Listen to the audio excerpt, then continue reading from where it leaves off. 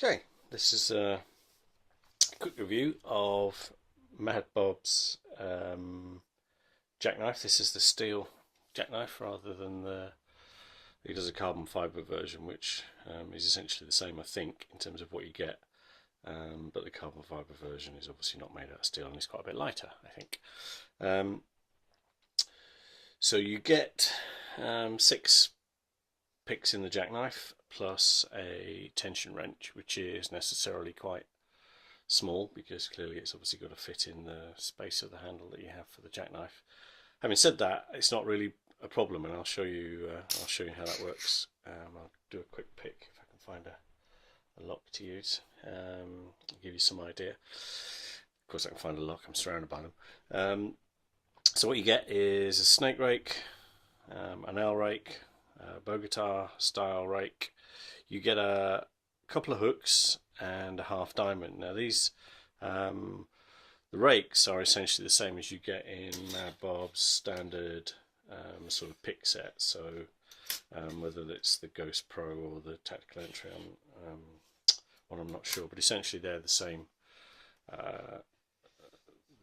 pick styles.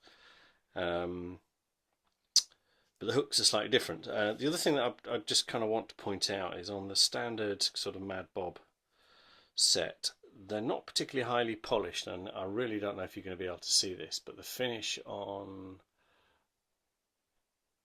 yeah, it's not that clear, is it? But the finish on the jackknife is really highly polished and no rough edges and really nicely done. I was really impressed with that. It says on the website that it's the same sort of steel, so 0.6mm, whatever that is, 023, is it?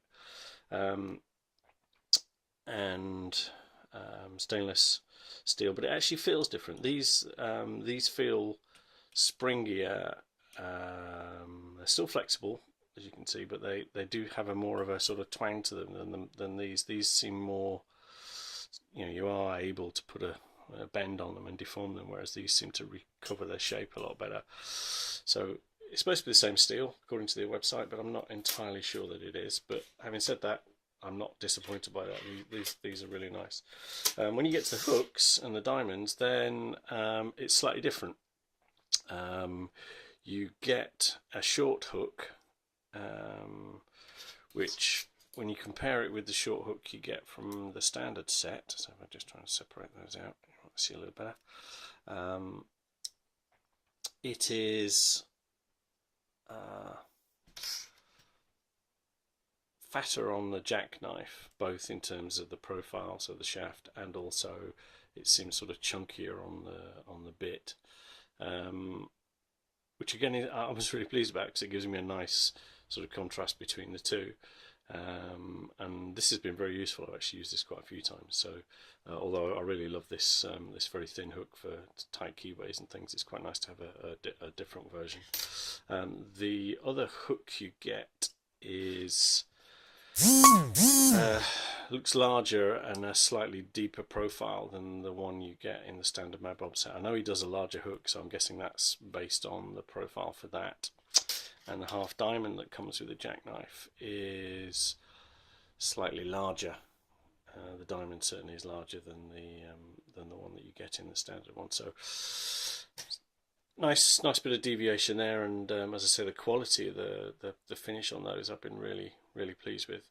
Come to the tension wrench. Obviously, it's got a hook kind of shape to the neck, which is part of how it's retained within the case, so it effectively just sort of slots into the back there.